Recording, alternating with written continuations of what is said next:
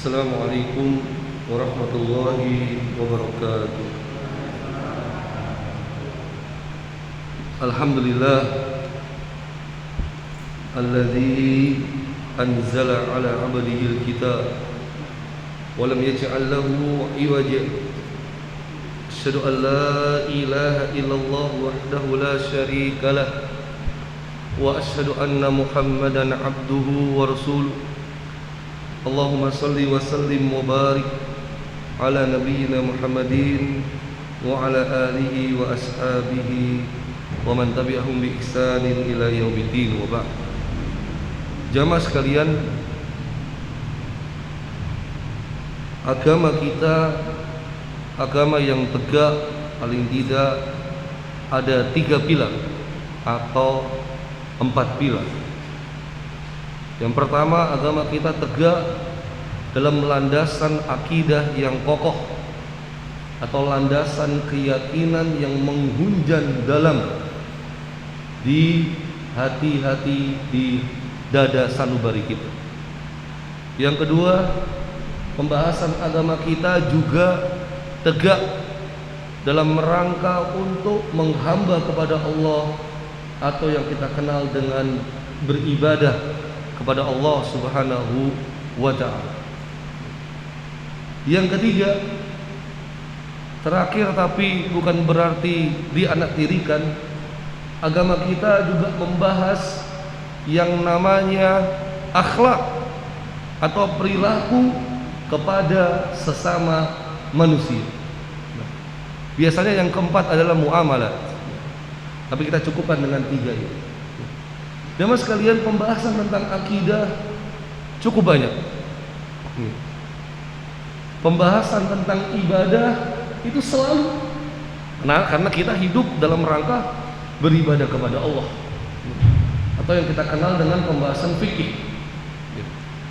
Ada sesuatu yang mungkin kurang atau yang perlu untuk digalakkan kembali, yaitu pembahasan tentang akhlak, pembahasan tentang perilaku. Karena hari-hari ini, akhir-akhir ini adalah PR bersama bagi umat Islam maupun bagi bangsa ini. Munculnya dekadensi moral atau perilaku yang tidak baik atau akhlak-akhlak yang tercela. Betapa banyak orang yang akidahnya mantap tetapi akhlaknya tidak sesuai. Betapa banyak orang yang ibadahnya kenceng tetapi perilakunya kurang baik. Betapa banyak orang yang pintar tetapi ternyata akhlaknya pun tidak sesuai dengan kepintarannya. Berapa banyak pejabat yang terhormat, yang dihormati, tapi gara-gara kekeliruan akhlaknya, gara-gara kesalahan akhlaknya, pejabat ini kemudian menjadi bulan-bulan. Betapa banyak mereka yang bergelar, yang bertitel tinggi, betapa banyak mereka yang menjabat, yang mendapatkan kekuasaan pengambil kebijakan, tapi lagi-lagi gara-gara akhlak semuanya berantakan. Inilah kenapa yang kemudian menjadi dasar kita harus mengkaji yang namanya akhlak. Karena jelas Allah Subhanahu wa ta'ala nyatakan, wa innaka la'ala khuluqin 'adzim. Sungguh engkau Muhammad Rasul kita sallallahu alaihi wasallam mempunyai khuluq yang adzim, mempunyai akhlak, perilaku yang sangat luhur. Apalagi berdasarkan hadis Nabi yang mulia sallallahu alaihi wasallam, innama bu'itstu liutammima solihal akhlak makarimal akhlak. Aku diutus untuk menyempurnakan untuk mengajak manusia supaya akhlaknya menjadi akhlak yang terpuji. Maka kita tidak bisa kemudian membedakan akidah, ibadah, akhlak ini ditinggalkan. Tidak, semua menjadi satu rangkaian, semua menjadi satu kesatuan dalam agama kita yang mulia ini. Kita berharap kita termasuk hamba-hamba Allah yang salimul akidah, yang akidahnya selamat, akidahnya lurus. Kita berharap kita termasuk orang-orang yang menegakkan sahihul ibadah. Ibadah kita ibadah yang benar-benar, bukan ibadah yang bikin-bikin. Dan yang terakhir, kita berharap kita termasuk orang-orang yang ahsanul khuluq, yang perilakunya adalah perilaku yang baik. Maka para jamaah, izinkan saya mengawali sebuah kitab yang dikarang oleh Syekh Mahmud Al-Misri. Beliau masih hidup, bahkan 2018 pernah berkunjung ke Indonesia dalam acara IBF, Islamic Book Fair, pameran buku-buku Islam di Jakarta. Jadi kalau Islamic Book Fair di Jakarta, itu masya Allah para jamaah, bejubel ya, seperti orang mau nonton bola di Jakarta ya. Karena rujukan, semua orang mau hadir di pameran buku Islam. Bahkan itu level Asia Tenggara, dari Malaysia, dari Singapura juga ke sana. Begitu panitia mengadakan Islamic Book Fair di Surabaya, para jamaah ya, kira-kira bejubel apa enggak? Ya, ternyata masyarakat Surabaya ini nggak senang baca buku. Tapi kalau di Surabaya ada event ini sebelum pandemi ya, pameran kuliner, wah, gitu. Atau pameran teknologi, wah, gitu. Pameran buku, sampai panitia itu para jamaah sempat mengadakan Islamic Book Fair sama pameran replika mumia Fir'aun itu di Kota Madia, di mana, Balai Kota ya. Jadi ada pameran buku ini untuk daya tarik, bisa melihat replika mumia Fir'aun. Apakah tambah rame? Jawabannya enggak juga. Nah, ya. Nanti memang kita darurat untuk literasi, ya, darurat untuk membaca. Jamaah sekalian, coba kita lihat dulu siapakah beliau, Syekh Mahmud Al-Misri. Kalau disebut Al-Misri, berarti beliau memang dari Mesir ya. Misri itu nisbahnya. Kalau kita mau disebut, kita berarti Syekh Eko Al-Indonesi. Nah, ya, dari Indonesia. Kalau mau spesifik ya, Syekh Eko Al-Jawi, berarti berasal dari Jawa. Karena ulama-ulama kita dulu begitu. Syekh Ahmad Khotib Al-Minangkabawi, dari Minangkabau. Syekh Ahmad Yasin Al-Fadani, dari Padang. Syekh Nawawi Al-Bantani, dari Banten. Syekh Yusuf Al-Makossari, dari Makassar. Kalau Carlos dari Surabaya, ya. Carlos Surabaya apa Surabaya? Ya, baik. Kita pakai yang Jawi aja kalau mau. Beliau dari Mesir, ya. Beliau masih hidup, hafidhullah taala, alhamdulillah. Nah, beliau ini termasuk dikenal sebagai tokoh yang paling berpengaruh di Timur Tengah. Bahkan mendapatkan 7 penghargaan sebagai tokoh paling berpengaruh di Timur Tengah. Nggak main-main para jemaah. karyanya, kitab-kitabnya, tulisannya, apalagi yang terkait tentang sirah nabawiyah itu sudah mencapai angka 270-an karyanya, Pak. Ya, luar biasa, produktif beliau. Yang untuk anak-anak sekitar 28. Jadi beliau 270 terkait tema-tema keislaman, tema-tema sejarah, ya, termasuk yang mau kita bahas ini, dan 28 itu tema anak-anak. Rata-rata semuanya bestseller. Syekh Mahmud Al-Misri. Beliau sudah 28 tahun menekuni dunia dakwah, lisan dan tulisan. Ini nggak main-main, sudah sejak muda. Beliau tidak terlalu tua para jamaah. Beliau masih muda. Aktif berdakwah termasuk di media sosial. Tinggal cari aja para jamaah ya. Syekh Mahmud Al-Misri. Banyak. Dan beliau juga berpengalaman di Eropa, di Amerika, dan beberapa negara lainnya di Asia. Jadi memang beliau ini ulama yang cukup kompeten, banyak karyanya, keilmuannya Masya Allah. Dan inilah kitab yang akan kita kaji, salah satunya karya beliau. Judulnya adalah Mausu'ah min Akhlaqir Rasul Sallallahu Alaihi Wasallam. Mausu'ah ini bukan masuk, bukan. Mausu'ah ini ensiklopedi. Ensiklopedi apa?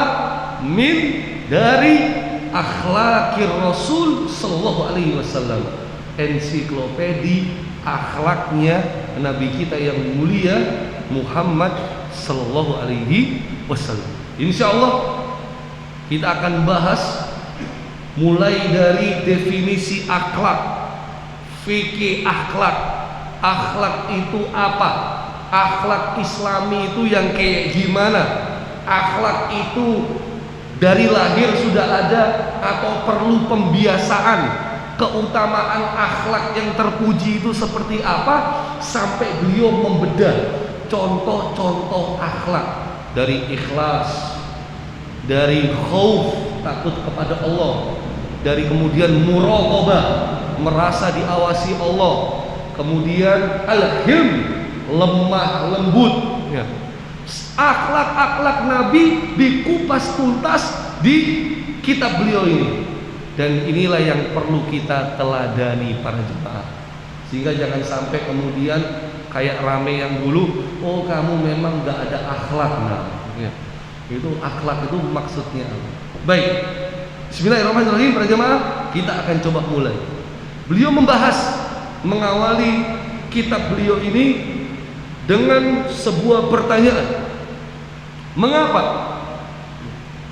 kita perlu untuk membahas akhlak? Jawabannya tadi, satu dalil, dua dalil. Karena Allah berfirman, wa innaka la'ala khuluqil adzim.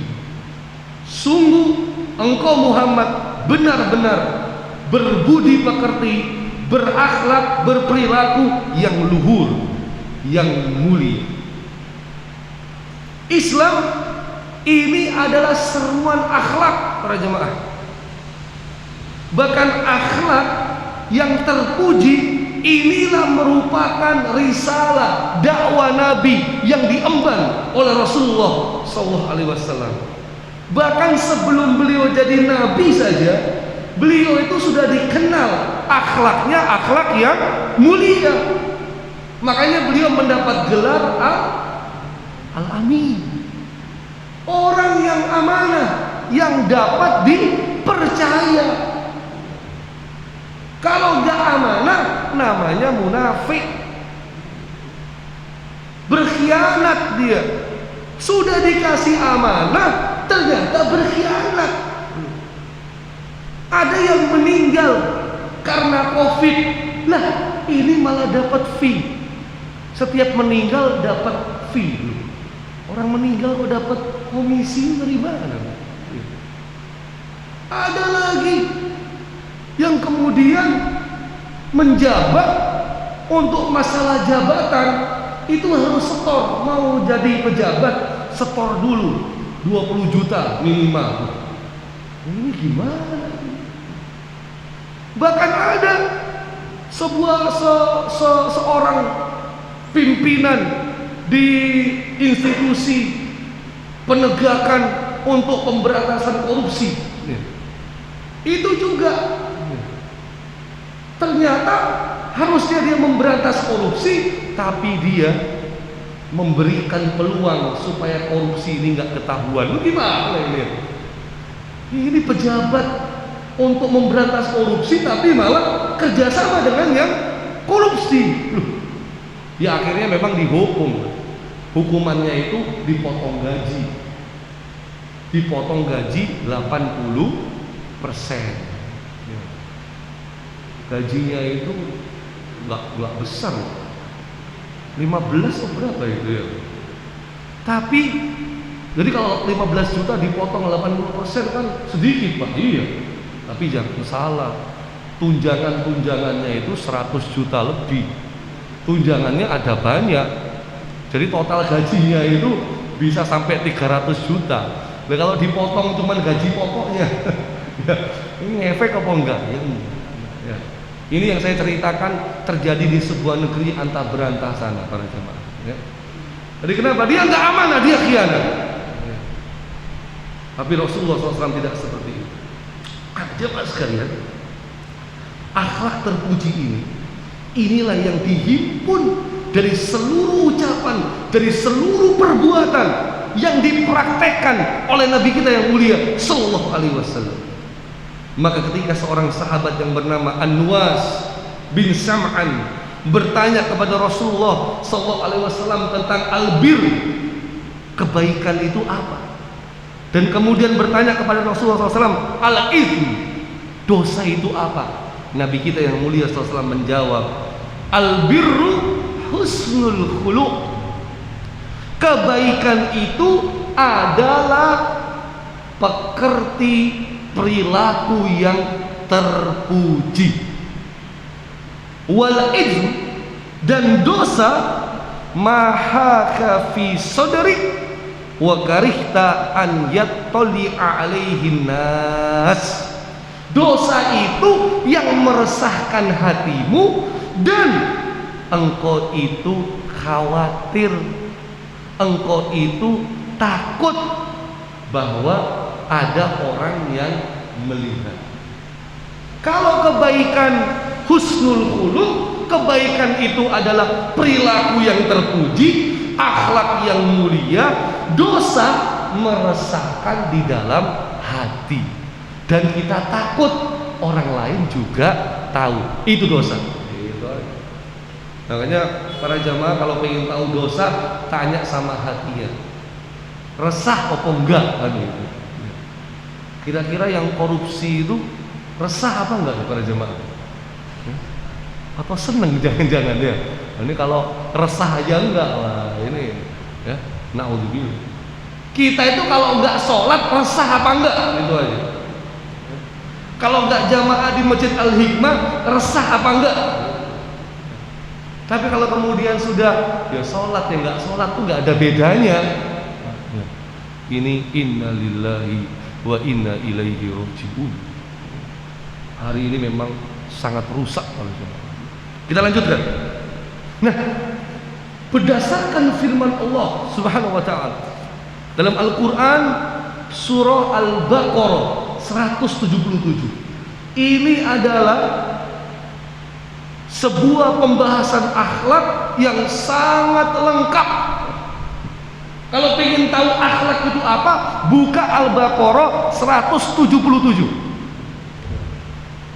Karena jamaah tidak ada yang membuka, jadi saya husnudon sepertinya jamaah sudah hafal Quran semua ya.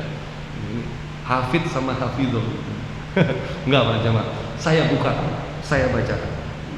Allah Subhanahu wa taala nyatakan, laisal birra an tuwallu wujuhakum qibalal masyriqi wal maghrib. Kebajikan itu bukan menghadapkan wajahmu ke masyrik atau ke maghrib, ke timur ataupun ke barat, enggak. Walakinnal birra, tetapi kebaikan, kebajikan itu adalah man amana billahi wal yaumil akhir, beriman kepada Allah dan pada hari akhir, wal malaikah, beriman kepada malaikat, wal kitabi, beriman kepada kitab, wan nabiyina, beriman kepada nabi-nabi, wa atal mala ala hubbihi, memberikan harta ala hubbihi, memberikan harta yang dicintainya. Wah, itu sudah mulai berat nih. Infak harta yang dicintai, ini berat nih. Makanya salah satu praktek sunnah Nabi itu, kalau ada sahabat yang melihat barang pribadi kita kemudian dia tertarik, ini Nabi sallallahu alaihi wasallam, bagus sekali jam tanganmu itu. Kalau praktek Rasulullah, loh, kamu suka kan? Ini buat kamu saja, ya, gitu. Ini jangan dipraktekkan ke saya tapi para jamaah ya, dipraktekkan ke sesama saja gitu ya. Ini praktek Nabi begitu. Kenapa? Ya ini, wa atal mala ala hubbihi, menginfakkan, memberikan harta itu yang dia cintai. Ini berat sekali para jemaah. Dawil kurba wal yatama wal masakin wa ibnas sabil wasailin wa fir riqab. Harta itu diberikan kepada siapa? Dawil kurba, karib kerabat, wal yatama, anak-anak yatim, wal miskin, orang yang miskin, wa ibnas sabil, orang yang musafir dalam perjalanan, wasailin, orang yang kemudian dia itu minta-minta, wa fir riqab, dan juga untuk memerdekakan budak. Sekarang budak sudah nggak ada, tapi nanti biasanya menjelang hari kiamat ada lagi para jemaah. Kemudian apa itu kebaikan? Kata Allah, wa aqamas shalah wa ataz zakat, tegakkan salat, tunaikan zakat, wal mufuna bi ahdihim idza ahadu, dan orang-orang yang menepati janji apabila berjanji. Ini sudah akhlak nih para jemaah ya. Ini termasuk kebaikan. Was-sabirina fil ba'sa'i wad-dharra wa hinal ba's, orang yang sabar dalam kemelaratan, dalam penderitaan, dalam peperangan. Kata Allah menutup ayat ini, ulaikal ladzina shadaku wa ulaika humul muttaqun, mereka itulah orang-orang yang sodaku, yang benar, dan mereka itulah orang-orang yang bertakwa.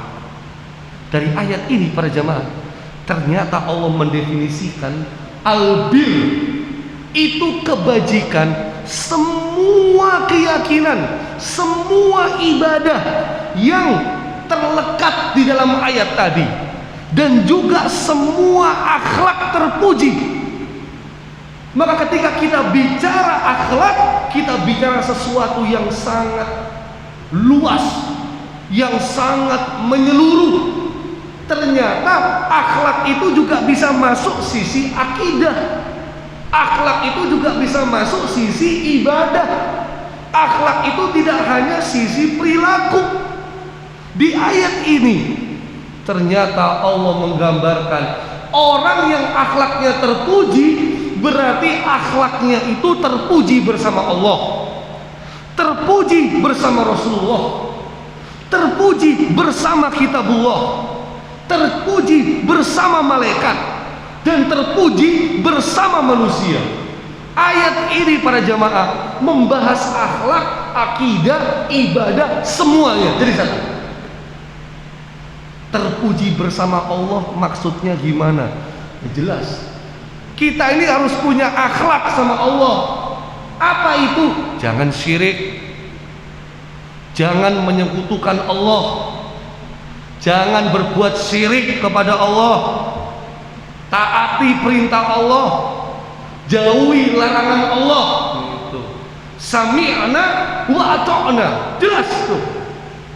Datang perintah Allah, datang larangan Allah, dengar, penuhi, taati. Gak pakai pilih-pilih. Makanya dalam surah Al-Ahzab ayat 36 Allah Subhanahu wa taala nyatakan, wa ma kana lil mu'minin wala mu'minatin idza qadallahu wa rasuluhu amran ay yakuna lahumul khiyaratu min amrihim. Tidak ada pilihan bagi laki-laki yang beriman dan bagi perempuan yang beriman kalau Allah dan Rasulnya sudah menetapkan satu keputusan untuk mereka tidak ada pilihan lain. Wajib taat, wajib dengar, wajib patuh. Ini akhlak bersama Allah. Akhlak bersama Rasulullah bagaimana? Mencintainya, mengikuti beliau, mengikuti perintah beliau, mematuhi apa yang beliau larang, mendahulukan beliau, tidak mengeraskan suara di hadapan Nabi yang mulia sallallahu alaihi wasallam. Akhlak bersama kitabullah bagaimana? Al-Qur'an, membacanya, mentadaburinya, merenungi isinya, mematuhi perintah-perintah Al-Qur'an, menjadikan rujukan hukum dalam setiap kehidupan kita ini. Kasus besar, kasus kecil kita pakai. Sekarang kan enggak. Al-Quran itu cuma dipakai buat sumpah saja, sumpah pejabat, ya. Sumpah profesi, ya profesi macam-macam ya, pengacara, ya, advokat, ya, pejabat, ya, dokter, ya, psikolog, semua pakai sumpah-sumpah begitu. Al-Quran ditaruh di atas kepalanya, tapi Al-Quran nggak pernah dibuka itu. Ini bagaimana menjalankan amanah sesuai dengan ketentuan Al-Quran? Enggak. Dibaca ya dibaca, artinya enggak. Tafsirnya dikaji, enggak juga. Ya. Isinya diamalkan. Ya kalau ingat, wah kalau begini mah ini enggak ada akhlak namanya para jemaah dengan Al-Quran. Akhlak terpuji bersama malaikat gimana loh? Kok ada akhlak sama malaikat? Ada Pak. Gimana akhlak sama malaikat? Malaikat kita kasih minum, oh nggak perlu malaikat, nggak makan, nggak minum soalnya. Ya. Kita jatuh cinta sama malaikat tuh nggak ada, itu cuma di film loh. Ya. Malaikat tuh laki atau perempuan para jemaah? Karena bingung juga ya. Malaikat tuh laki atau perempuan? Ya. Kalau lihat film-film Barat, ya itu memang malaikat dikasih jenis, ya laki ya, dia perempuan. Makanya sampai kemudian ada yang filmnya itu jatuh cinta sama malaikat, atau malaikat jatuh cinta sama manusia. Ini memang aneh ya. Tapi kalau lihat Islam, malaikat itu tidak berjenis kelamin. Malaikat ya malaikat. Malaikat itu enggak laki-laki, ya enggak perempuan. Malaikat enggak ada jenisnya. Tapi kalau jin, ada apa enggak para jamaah? Jin ada laki ada perempuan ya. Berarti bisa enggak manusia sama jin ini jatuh cinta? Bisa. Menikah dengan jin bisa apa enggak? Bisa. Punya anak dari jin bisa apa enggak? Bisa ya. Tapi itu kayaknya dulu ya. Kalau sekarang itu kayaknya susah Pak ya. Karena dulu itu pembahasan para ulama itu jin itu sepertinya takluk sama manusia. Manusia tuh nggak bisa dibohongi sama jin. Para ulama sampai membahas boleh nggak pernikahan manusia dengan jin dulu. Kalau sekarang kan enggak. Kita itu menjadikan jin kaki tangan kita, atau kita jadi kaki tangannya jin. Yang benar yang mana ini? Hari ini kita dibohongi jin hari ini. Makanya kalau masalah jin ini nggak usah deket-deket para jemaah. Karena jin yang muslim itu nggak nggak akan mau dia masuk ke dunia kita, nggak akan. Kenapa ya? Karena dia punya kewajiban beribadah juga. Dia nanti dihisab juga. Dia nanti masuk surga atau masuk neraka juga. Sama seperti manusia. Kita lanjutkan. Nah, kalau sama malaikat gimana? Syekh Mahmud Al-Misri mengatakan, akhlak kita bersama malaikat adalah kita meyakini bahwa kita selalu disertai oleh malaikat. Ma yalfidu min qaulin illa ladaihi raqibun atid. Ada malaikat namanya Raqib sama Atid. Ya, ini bukan nama, sifat para jemaah ya. Dia selalu mencatat semua perbuatan-perbuatan kita. Ya, perbuatan para jamaah. Oh, ini subuh-subuh sudah di Al-Hikmah ngaji, dicatat nggak sama malaikat? Catat. Ibu-ibu percaya nggak malaikat lagi mencatat amal ibu-ibu? Harus percaya, Pak. Ya. Malaikat tuh ada dicatat. Ya. Walaupun nanti ngajinya sambil ngantuk-ngantuk, ngajinya ketiduran, ngajinya sambil ngelamun, itu perkara lain. Pokoknya malaikat udah catat nih. Ya. Ibu-ibu lagi ngaji, gitu ya. Remaja-remaja Al-Hikmah lagi ngaji, masya Allah. Ini kita harus punya keyakinan itu, sehingga kalau kita tahu malaikat selalu mencatat, walaupun kita sendirian di dalam kamar, walaupun gak ada orang lain yang lihat, kita itu akan malu berbuat maksiat. Ini akhlak bersama malaikat. Ya. Sekarang enggak ya. Sekarang itu kan maksiat gak malu-malu, Pak. Ya. Maksiat itu gak malu-malu. Ya. Coba ini yang habis kasus pedofil, pedofil atau kasus, pokoknya dia itu melakukan pelecehan kepada anak di bawah umur dan sejenis. Tiba-tiba keluar dari penjara, disambut sorak-sorai, diundang ke televisi-televisi. Innalillahi wa inna ilaihi raji'un.